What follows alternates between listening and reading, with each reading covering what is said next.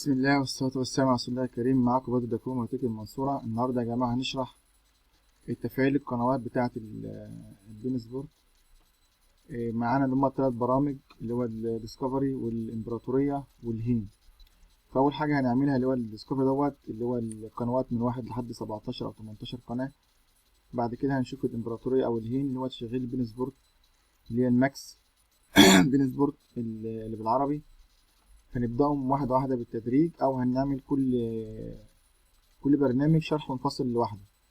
وانا عامه يا جماعه انا لما باجي ببث عن طريق المجله بس، ما بعملش عليها مواضيع ولا اي حاجه. بعمل بث والشات والاتصال بين التلات خواص دول بس بستخدمهم في المجله، وبعمل البرامج المهمه جدا بنزلها في المجله. انما اي افلام او ميديا بيكون لها طريقه تانية او خاصيه تانية عند العميل. فنسيبنا من كده حاليا ونشوف التفعيل. طبعا اول حاجه في التفعيل هو الديسكفري ما ينفعش على ويندوز عادي، لازم ويندوز فيجوال. وطبعا في نسخة ويندوز فيجوال نازلة معاها الدستوري دي بتاعها نفسه، جاي معاها جاهز. مجرد بس انك بتفعل الملفين بتوع القنوات، ملف التفعيل بتاعها ده اشتغل معاك القنوات من 1 لما ل 18 قناة بتوع البين سبورت من غير الماكس. فالماكس اللي هي التفعيل التاني اللي هو بتاع الهين او الامبراطورية. طب هنشوف بتاع الدستوري النسخة اللي هي الفيجوال.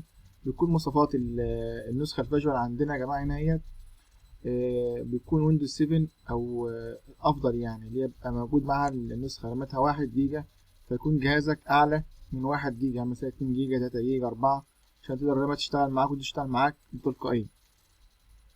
طيب نشوف التكمله بتاعه الشرح. هتلاقي البرنامج ده موجود زي ما هو كده، موجود في نسخه الويندوز اللي بتنزل اللي هي 7. هنشغل الملف اللي هو الدستور عامل شكل التلفزيون.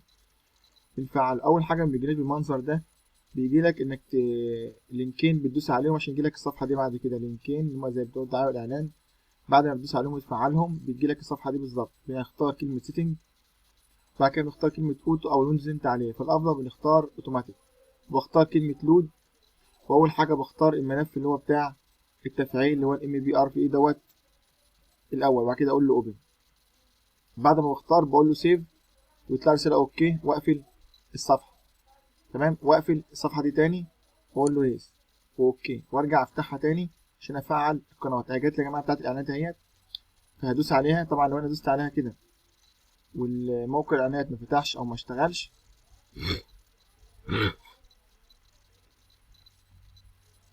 زي كده بالظبط، هيجي لك عندك ملف موجود اللي هو بتاع الروزبوت شيلد اللي هو بتاع الفي بي ان. بشغله بيشيل لي اللي هي الاعلان اللي ما بيفتحش معايا هنا ده. يعني بفعل معاكم القنوات بالظبط اهي يا جماعه، واحده وبعد كده اشتغل. ادوس اول لينك ونفعلهم مع بعض واحده واحده.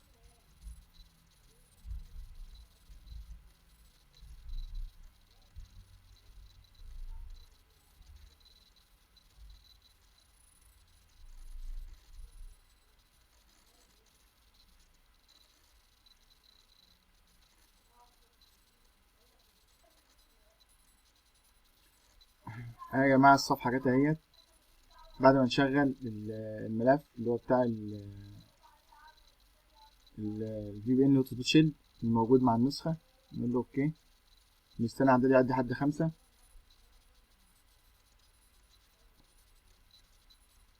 بعد كده اقول له بريس، هي ديت اللي هي سكايب. هنلاقي اول لينك اختفت بعد ما تفتح المتصفح. هنسيبه براحته خلاص لحد اللينك ما يتشال. بتبقى اتفقت بس اول مرة، بعد كده اللينك بيشتغل معاك تاني كده عادي.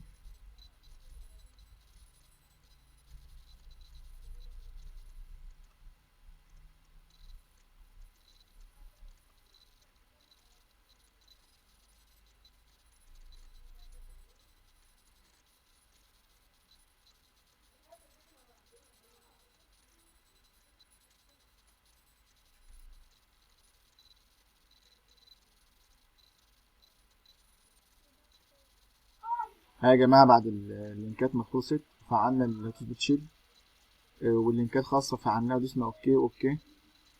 اتعملت اهي، تقول لك ثانك يو. نقفل بس المصفحات.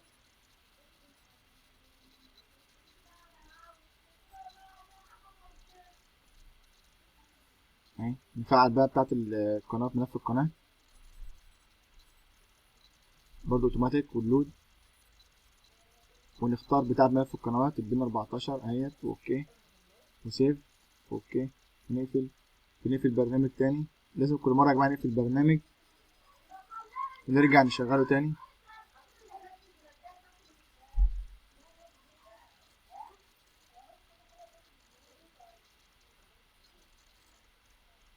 نرجع نقول له بلاي اوبن بلاي. طبعا يا جماعة طول ما انت مشغل الاوتو سبيد شيلد الفرنسا هشغل الباقة اللي هي بتاعت الفرنسية، اللي هي الفرنسية دي. لو انا قفلته شغل الباقة اللي هي بالعربي. ماشي يا جماعة، انا كده مشغل الفرنسية اهيت وجايب الشمال ومختار اللي هي الفرنسية، الباقة الفرنسية، مستنيها تشتغل. كده عملنا كل الخطوات بالظبط، التفعيل بتاعها أول مرة واحدة بس. كده يا جماعة القناة الفرنسية شغالة اهيت. طيب لو أنا عايز أشغل القناة العربية لو جيت أشوف أجرب كده أي قناة عربي من دولت، طبعا مش هتشتغل لأن هنا بيقول لك أنت في فرنسا مش هينفع، لازم أوقف البرنامج ده أوقف الأوتو شيل أو كده يا جماعة، وأرجع تاني أختار اللي بالعربي وأقول له بين مثلا 3.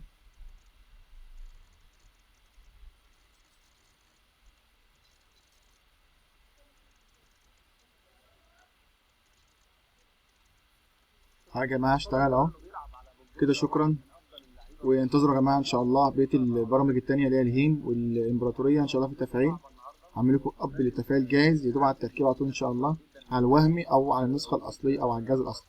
البرنامج بس ده الوحيد اللي بيشغل كل القنوات البين سبورت، تمام، على الويندوز الوهمي فقط لا غير، بكل راماتك 1 جيجا للويندوز الوهمي، والجهاز بتاعك الاصلي يعني يكون اقل حاجه عندك في جهازك تكون رامات 2 جيجا او 3 جيجا رامات او 4، عشان تقدر تشتغل الجهاز بتلقائيه كامله او بكفاءه كامله زي ما شغال كده بالظبط.